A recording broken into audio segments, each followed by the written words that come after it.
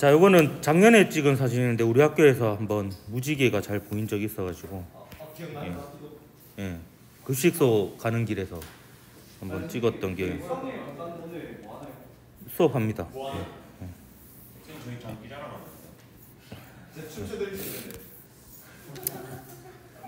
그럼 너는 거기서 춤추고 있어. 나는 여기서 수업할 테니까. 오늘 41차시고요. 교과서 152에서 156쪽 해당되겠습니다. 지금 요 일주일에 2시간이어가지고 이렇게 여유 있는 진도가 아니야. 그래서 좀 빠듯해서 계속 나가야 됩니다. 일주일에 3시간이면 조금 실험도 다 하고 얘가 시험시험 할 수 있는데 일주일에 2시간은 좀 빠듯해. 이번 시험 수업수량 몇 점이에요? 여러 점? 똑같다. 이제 저번에 그래 뭐 차라리 저 먹고 있으면 조용할 거 아니야. 먹어. 자, 그래 하장하고. 자, 전자기파의 종류 및 활용에 대해서 오늘 한번 살펴보도록 하겠습니다. 참 시작하기가 힘드네. 자, 학습 목표는 다양한 전자기파를 스펙트럼 종류에 따라 구분하고 그 사용예를 찾아 설명할 수 있다이고요. 전자기파의 특성과 그 전자기파의 진동수별로 파장 영역대별로 쓰임새에 대해서 어째 보면은 좀 외워야 되는 부분인데 여러분 상식적으로 알고 있는 부분들도 아마 있을 거기 때문에 아마 뭐 완전히 생소하지는 않을 것 같아요. 일단 전자기파의 특성을 한번 알아보면 전자기파는 전기장과 자기장의 진동이 이제 공간을 따라 퍼져나가는 현상이라고 볼 수 있고요. 그러니까 이제 변하는 전기장이 변하는 자기장을 만들어요. 변하는 자기장이 변하는 전기장을 만들고, 변하는 전기장이 변하는 자기장을 만들고, 변하는 자기장이 변하는 전기장을 만들고, 변하는 전기장이 변하는 뭐라 했는데 방금? 하여튼 전기장이 자기장을 만들고 자기장이 전기장을 만드는 것을 이제 계속 지속적으로 해 나가면서 공간을 따라 퍼져 나가는 게 전자기파입니다. 특징 중에 하나가 또 자기장의 진동 방향하고 전기장의 진동 방향하고 전자기파의 진행 방향이 서로 수직입니다. 그래서 각각 X, Y, Z 축을 만든다 이렇게 보면 되겠고요. 그 다음에 전자기장이 진동을 하는데 전기장과 자기장의 진동 방향하고 파동의 진행 방향이 서로 수직이기 때문에 횡파로 분류가 됩니다. 왜? 계속 먹어. 천천히 먹어. 체할라.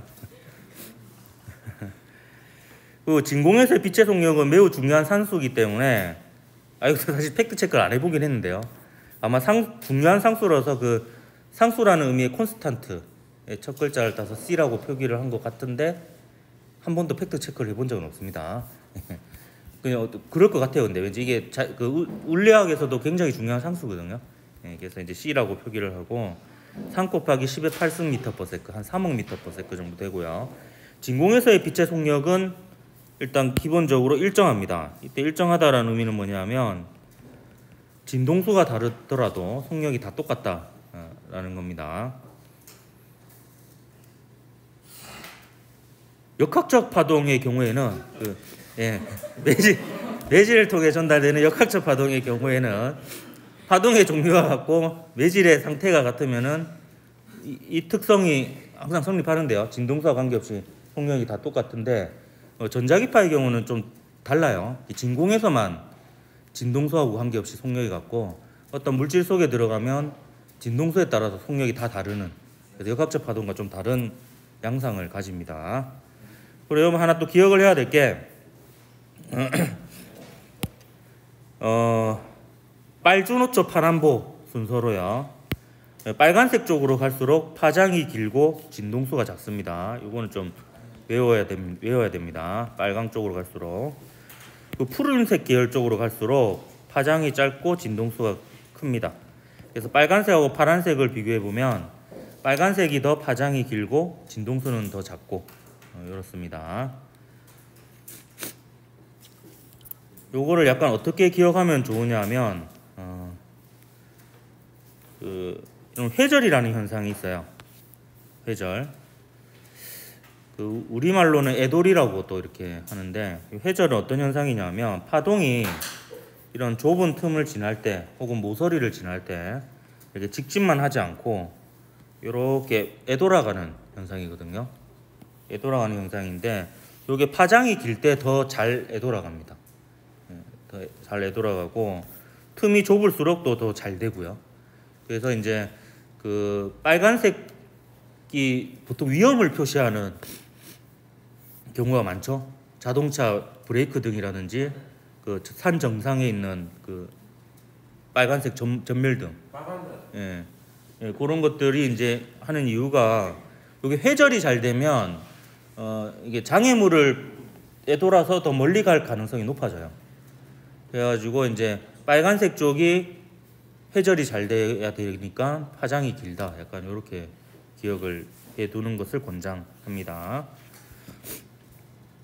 회절은 요런 그 그림자에서도 살펴볼 수 있는데 여기에 보면 요 그림자의 경계가 선명하지 않거든요. 이게 빛이 직진만 하지 않고 이게 요 모서리를 애돌아서 가는 빛이 일부 있기 때문에 이렇게 약간 뿌연 경계가 보일 수 있습니다. 그 틈이 좁을수록 잘 일어난다는 것은 이제 그 털이 많은 곳을 보면 털하고 털 사이에 틈이 좁잖아요. 그러면 이제 여기 애돌이 현상, 회절 현상이 잘 일어나서 더 뿌연 것을 볼 수가 있습니다. 그래서 이걸 좀 회절하고 연관해가지고 좀 기억을 하고 하길 바라고, 이 회절 현상이 파장이 길면 더 잘 된다는 건 물리학원에서 또 뒤에서도 계속 나오고 문제로도 나오는 부분이거든요. 그래서 왜 그런지에 대한 설명은 이제 물리학 2 정도 돼야지 설명할 수 있는데 그 결과는 외우고 있어야 됩니다. 그리고 분산에 대해서 설명할게요. 자, 진공에서는 진동수하고 관계없이 빛의 속력이 전부 다 똑같습니다. C로. 근데 어떤 물질 속에 들어가면 빛의 속력은 일단 느려집니다. 전기장이 자기장을 유도하고 자기장이 전기장을 유도하는 데 있어서 물질이 방해가 돼요. 방해가 돼서 이제 속력이 느려진다라고 보면 되는데 그 느려지는 정도가 진동수에 따라 다릅니다. 진동수가 클수록 속력이 더 느립니다. 약간 어떤 느낌을 가지면 되냐면 이제 약간 진동수가 크다라는 것은 빨리 전기장과 자기장이 변한다는 거잖아요. 그러면 이제 물질로부터의 방해도 더 많이 받는다. 약간 이런 느낌으로 가지면 되겠습니다. 그래서 진동수가 클수록 속력이 더 많이 느려지고 그래서 속력이 달라지면 꺾이잖아요. 꺾이는 정도도 더 심하게 일어난다. 이렇게 보면 되겠습니다. 화장을 되게 오래 하네.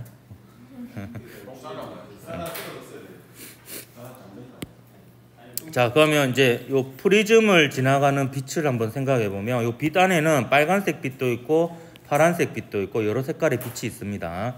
요 색깔이 다르다는 건 이제 진동수 맞네. 진동수가 다르다라는 거고요.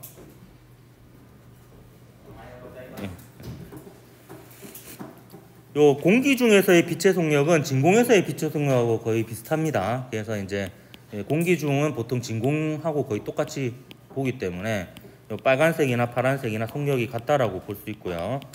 근데 얘가 그 진동수를 비교해 보면 빨간색이 파란색보다 파장이 기니까 진동수는 파란색 쪽이 더 큽니다. 그러면 진동수가 클수록 속력이 더 많이 느려진다 했죠. 어떤 물질 속에 들어가게 되면. 그래서 프리즘이라는 유리 물질에 들어가게 되면 빨간색도 속력이 느려지고요. 파란색도 속력이 느려지는데 빨간색보다 진동수가 큰 파란색이 더 많이 느려집니다. 그래서 대소관계를 비교해 보면 이렇게 되겠습니다. 빨간색도 느려지고 파란색도 느려지면 파란색이 더 많이 느려집니다. 그래서 굴절되는 정도가 진동수가 큰 녀석이 속력의 변화가 더 심해서 더 많이 굴절되게 됩니다. 그래서 진동수에 따라서 색깔에 따라서 빨주노초 파남보 순으로 진동수가 작은 것에서부터 진동수가 큰 순서대로 이렇게 분리되어서 굴절이 되는 이 현상을 분산이라고 얘기를 합니다. 요게 무지개에 올리기도 해요. 여기 보면 무지개가 생기는 이유는 이렇습니다. 그 무지개는 보통 언제 일어나냐면 이제 그 비 오고 나서 갠 직후나 그다음에 여름에 항상 무지개를 볼 수 있는 데를 하나 알려주면 그 태화강에 가면은 이제 분수 있는데 압니까 혹시? 예, 분수 있는데 거기 저녁쯤에 여름에 저녁쯤에 가면 항상 무지개를 볼 수 있어요. 거기 예, 그 맞아 폭포 있는데 거기 말하는 겁니다. 거기 가면은 이제 물방울이 막 항상 공기 중에 있거든요. 그리고 이제 저녁쯤 되면은 이제 햇빛이 이렇게 비스듬하게 와요. 이때 되면은 이제 항상 무지개를 좀 관찰할 수 있습니다. 여기 보면 자, 여기 위에 있는 물방울과 아래에 있는 물방울이 있는데요. 위에 있는 물방울에 일단 빨간색은 이렇게 굴절이 되고 파란색은 더 많이 굴절되죠. 이렇게 됩니다. 그럼 요 두 빛은 한 사람이 볼 수 있는 게 아니에요. 수 있는 게 아니고 이 중에서 빨간색 빛이 이제 이 사람이 보게 된다라고 합시다. 밑에 있는 물방울에서는 똑같은 평행광선이 오기 때문에 똑같은 각도로 빨간색은 요렇게 얘랑 평행하겠죠? 파란색은 더 많이 꺾여서 요렇게 오게 됩니다. 그러면 얘 입장에서는 빨간색이 위에 보이고 파란색이 밑에서 이렇게 보이겠죠. 이런 식으로 이제 진동수가 작은 것이 위로, 진동수가 큰 것이 아래쪽으로 해서 빨주노초 파남보 순서대로, 무지개 순서대로 이렇게 색깔이 보이게 되는 게 무지개 현상이다. 이렇게 보면 되겠습니다. 그럼 이러한 전자기파의 진동수에 따라서, 파장에 따라서 어떻게 쓰이는지에 대해서 여러분이 좀 외워둬야 되는데요. 우리가 볼 수 있는 가시광선을 기준으로 설명을 하도록 하겠습니다. 일단 순서는 요 위로 올라갈수록 빨간색으로 표현해놨죠. 파장이 길고 진동수가 작은 전자기파이고요. 아래로 갈수록 파장이 짧고 진동수가 큰 전자기파인데요. 우선 가시광선부터 얘기할게요. 자, 가시광선은 여러분 보통 파장으로 많이 얘기를 합니다. 근데 엄밀히 얘기하면은 진동수로 얘기하는 게 맞는데 좀 약간 일상적인 관례상 파장을 얘기할 때가 많거든요. 이건 뭐 상식으로 좀 기억해 주십시오. 그리고 우리가 눈으로 볼 수 있는 빛의 영역하고 우리가 들을 수 있는 소리의 영역 정도는 저는 상식이라고 좀 생각이 들거든요. 그래서 가시광선은 380나노미터에서 750나노미터 정도 되는 파장을 가집니다. 나노미터가 10의 마이너스 9승미터입니다. 소리는 파장으로 치면은 워낙 다양해서 그런데 진동수로 치면 그때 얘기했지만 20Hz에서 점점 올려가지고 2만Hz 되면 그럼 2만하고 안 들린다 그랬죠? 예, 그래서 20에서 2만Hz 사이에 진동수가 되고요. 예. 가시광선은 하여튼 이렇게 됩니다. 가시광선은 말 그대로 우리 눈에 보이는 거니까 조명이라든지 영상장치에 쓰이게 되겠죠. 그럼 왜 하필 이 파장 영역대가 우리 눈에 보이게 됐느냐? 태양에서 나오는 빛 중에서 가장 센 빛이 가시광선이에요. 그래서 이제 지구에 있는 생명체가 그 가시광선을 볼 수 있게 진화되었다. 이렇게 보면 되겠습니다. 자, 가시광선 중에서 파장이 제일 긴 게 뭔가요? 왜? 너도 같이 먹어. 다 먹었어. 가시광선 중에서 파장이 제일 긴 게 빨간색이죠. 그래서 빨간색보다 파장이 좀 더 긴 게 빨간색 바깥쪽에 있는 선이라고 해서 적외선이라고 합니다. 그리고 빨주노초 파남보 중에서 뭐가 파장이 제일 짧죠? 보라색이 가장 파장이 짧습니다. 보라색을 한자로 치면은 자색이라고 해요. 그래서 이게 자색 바깥쪽에 있는 선, 그래서 자외선이라고 합니다. 영어로 자외선이요, 울트라 바이올렛이에요. 바이올렛이 보라색이거든요. 울트라가 붙었으니까 초보라색. 완전 보라색. 예. 그래서 UV 차단 크림 이렇게 나오잖아요. 안티 UV 자외선 차단 크림이 이제 거기서 나온 겁니다. 자, 일단 적외선은 광통신에 이용이 되고요. 그다음에 각종 센서나 열감지 센서에 이용이 됩니다. 이 이유가 뭐냐면 이제 그런 코로나 시절 때 학교에 등교하게 되면은 무슨 카메라 찍잖아요. 체온을. 그게 왜 적외선을 촬영하는 건데 왜 그러냐면 모든 물체에서는 전자기파가 나오는데 온도에 따라서 가장 세게 나오는 전자기파의 종류가 다릅니다. 근데 사람이나 동물의 체온 정도의 온도를 가진 물체에서는 적외선이 가장 강하게 나와요. 그렇기 때문에 이제 그 적외선을 분석하면 온도를 알 수도 있는 겁니다.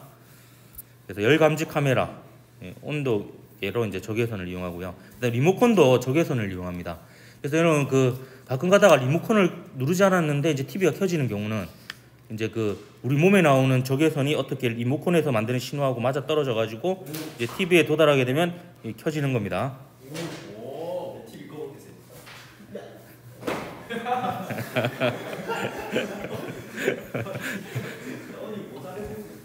농담이고요. 너도 화장하고 오게. 맞다. 야, 왜? 농담이 아니라 진짜로 제가 리모컨 안 건드렸는데 TV가 꺼질게요. 예. 근데 이게 적외선은 우리 눈에 안 보이는데 그래서 리모컨을 이렇게 눌러보면 앞에 LED 부분이 사실 안 보이거든요. 불이 켜지는지. 근데 그거 휴대폰 카메라로 한번 찍어보세요. 그럼 보일 수도 있습니다.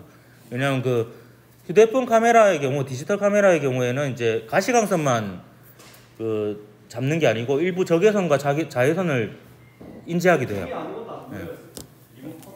리모컨 말하는 겁니다. 리모컨. 예. 누냐? 자, 그다음 자외선은 어디에 쓰이는지 설명하면 자외선은 이제 각종 살균에 이용이 되는데 이거는 그 급식소에서 이제 컵 같은 거 살균하는 그 통 안에 보면은 약간 보랏빛을 띠죠. 그게 이제 보라색 가시광선하고 자외선이 같이 나오는 거예요. 딱 자외선만 나오게 하기가 좀 그러니까 그 비슷한 영역대가 같이 나오고 있는 겁니다. 그래서 그걸 좀 떠올리면 될 거고, 위조 지폐를 검사할 때 자외선을 이용하는데 위조 지폐에는 이제 형광물질로 되어 있는 인쇄가 없어요. 진짜 지폐에는 형광물질로 인쇄가 되어 있는 부분이 있고요. 그래서 형광물질은 특징이 자외선을 흡수해서요. 그 형광물질이 이루는 원자의 에너지 준위가 2단계 올라갑니다. 전자의 에너지 준위가. 근데 내려올 때는 2단계 한꺼번에 내려오는 게 아니라 한 단계씩 차례대로 내려와요. 그래서 흡수할 때는 에너지가 큰 자외선을 흡수했다가 방출할 때는 그보다 에너지가 작은 가시광선을 내놓기 때문에 이게 자외선을 비췄을 때 이 무늬가 보이게 되는 겁니다. 그래서 이제 위조 지폐를 검사할 때 자외선이 이용되기도 합니다. 이해가 쏙쏙 돼. 예, 그렇죠. 설명을 잘하니까. 그리고 좀 극단적으로 가서 파장이 제일 긴 전자기파하고 파장이 제일 짧은 전자기파를 설명하도록 할게요. 순서도 외워야 됩니다. 일단 파장이 제일 긴 전자기파는 아까 회절이 잘 된다 했잖아요. 그러니까 뭐에 유리하냐면은 통신에 유용합니다. 그래서 라디오에 쓰이는 파동이에요. 이거를 전파라고도 합니다.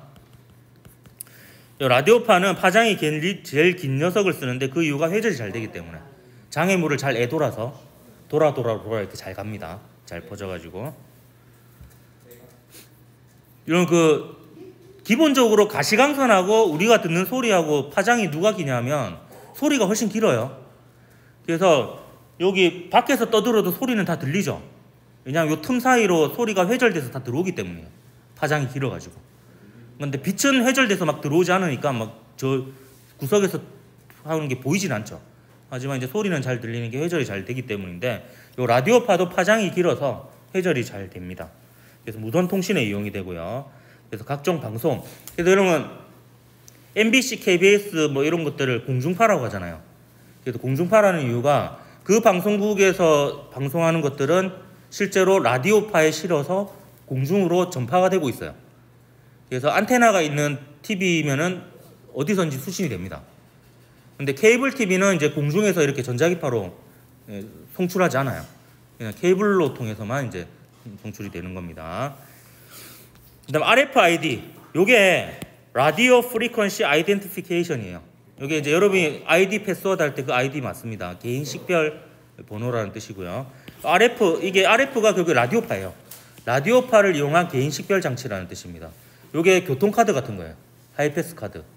이런 거 이제 통신을 할 때 요 라디오파를 사용합니다. 그 다음에 파장이 제일 짧고 진동수가 가장 큰 거는요. 진동수가 클수록 에너지가 큰 거예요. 그래서 에너지가 가장 큰 방사선입니다. 감마선. 이렇게 쓰기도 합니다. 감마선. 감마 이렇게 씁니다. 감마. 자, 감마선은 핵 붕괴 시 혹은 핵 변환 시 일어납니다. 핵이 쪼개질 때도 나올 수도 있고 핵이 융합할 때도 나올 수도 있고 그렇습니다. 아니면 핵이 약간 들뜬 상태에서 바닥 상태로 바뀌거나 쪼개지지 않더라도 이럴 때 이제 핵적인 측면에서 변화가 일어났을 때 방출할 수 있는데 굉장히 큰 에너지를 가지고 있어서 투과력이 굉장히 강합니다. 그래서 비파괴 검사 이런 데 이용이 되고요. 다리를 검사하기 위해서 가장 좋은 방법은 잘라보는 건데 그럼 다시 지어야 되잖아요. 그래서 이제 감마선을 쪼아가지고 그 투과한 양을 계속 분석을 해서 변화를 이제 추이를 살펴보는 이런 방법을 씁니다. 암치료에 이용해요. 암에 이제 조준해가지고 감마선을 쬐면 암세포를 이제 죽이는 이런 역할을 하는 거죠. 그래서 그 암치료가 고통스러운 이유가 이 과정에서 신경을 건드리면 아픈 거죠, 이제. 딱 정확하게 그 암세포만 건드리고 신경을 안 건드리는 거는 거의 불가능하니까. 자, 그다음에요. 요 그 사이를 이제 그다음 채우겠습니다. 자, 라디오파하고 적외선 사이는 이제 두 번째로 파장이 긴 녀석이거든요. 이 녀석이 참 가장 외워지지 않을 거예요. 이게 마이크로파입니다. 예. 자, 이 마이크로파는 이 용어 때문에도 좀 헷갈리는데요. 보통 우리가 파장으로 많이 이렇게 기억을 하니까 마이크로 하면은 파장이 짧은 거라고 좀 착각하는 경우가 있어요. 근데 이 마이크로는 이제 진동수가 마이크로하다라는 의미로 생각을 해야 됩니다. 진동수가 작고요. 파장은 라디오파 다음으로 길어요. 그래서 라디오파 다음으로 길기 때문에 라디오파보다는 좀 짧잖아요. 그러니까 같은 공간 안에 정보를 더 많이 담을 수 있습니다. 그리고 라디오파보다는 짧아서 회절이 잘 안 되긴 하지만 그래도 두 번째로 길어요. 그래서 약간 마이크로파는 어떤 느낌을 가지면 되냐면 고급 통신에 사용된다. 약간 이렇게 기억을 하면 됩니다. 그래서 레이더라든지 위성통신, 휴대전화 데이터 통신, 와이파이, 블루투스 이런 게 다 마이크로파를 쓴다 이렇게 보면 되겠습니다. 그리고 또 하나 전자레인지. 전자레인지가 영어로 마이크로웨이브 오븐이에요. 마이크로파를 이용한 오븐입니다. 요거는 이제 마이크로파 영역대 중에서 진동수가 2.45GHz인 녀석은 물의 공명진동수하고 같거든요. 이때 공명진동수라는 건 뭐냐면 얘를 자연스럽게 진동시켰을 때 지 스스로 저절로 진동하는 그 진동수예요.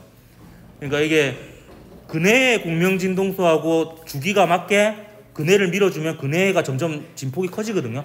마찬가지로 물의 공명진동수하고 똑같은 진동수의 전자기파를 지속적으로 쬐어주면 물이 진동이 점점 커지게 됩니다. 그래서 물의 온도가 이제 높아지는 이런 상태가 되는 거죠. 이 전자레인지가 누가 발견했냐면 군인이 발견했어요. 이 전자레인지 원리를 어디서 발견했느냐? 요 레이더 기지에서 발견을 하게 됩니다. 요 레이더 기지에서 겨울이었는데 레이더 기지에 있는 초콜릿의 특정 부위가 녹는 것을 어떤 군인이 관찰한 거예요. 그래서 그걸 역조사해 보니까 2.45GHz에 해당하는 그 신호에서 초콜릿이 녹았다라는 거예요. 그래서 그걸로부터 이제 찾아냈습니다. 그래서 그런 것을 연상해서 마이크로파를 좀 기억을 하면 되겠습니다. 그 다음에 감마선 짝지. 감마선 이제 진동수가 크면 방사선이라 생각하면 돼요. 방사선 중에서 제일 센 게 감마선이고요. 감마선 친구로 X선 이렇게 기억하면 되겠습니다.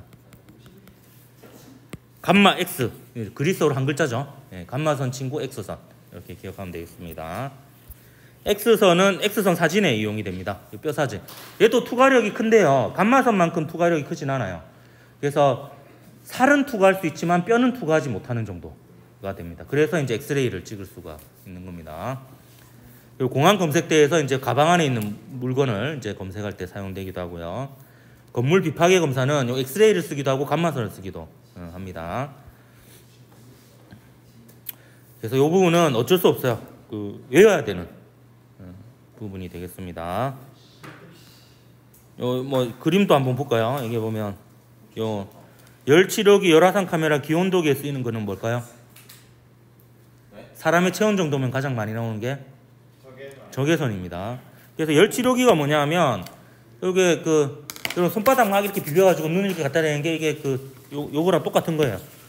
사람의 온기를 또 이제 사람의 체온이 가장 사람에게 맞는 온도니까 거기에서 이제 그렇게 하면 이제 세포들이 가장 활성화되고 이제 회복을 빨리 할 수 있는 부분이 되는 거죠. 그다음에 칫솔 살균기, 식기소독기 이건 뭘 쓰겠습니까? 이게 자외선입니다. 약간 보랏빛을 띠죠.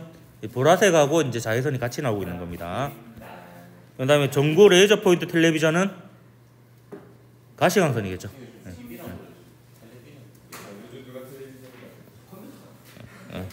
내가 큰 잘못을 했다. 자, 근데 블루투스 이어폰, 와이파이 공유기, 무선카드 결제기 이런 건 뭘 쓸까요? 좀 약간 고급 통신이죠.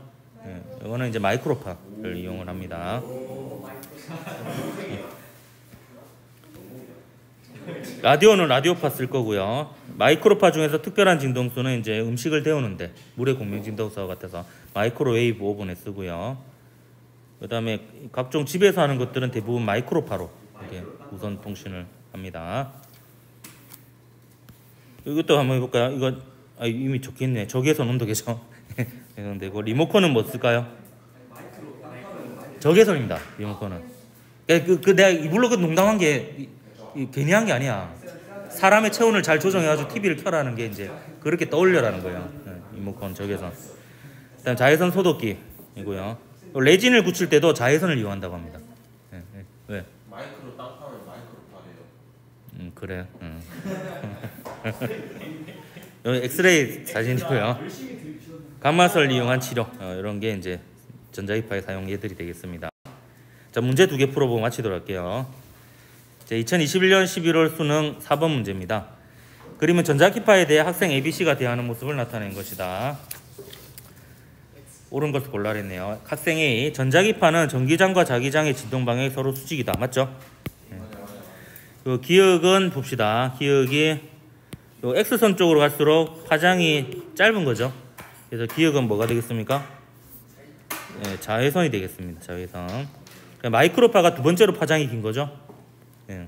마이크로파하고 가시광선 사이에 있는 게 바로 적외선이 되겠죠.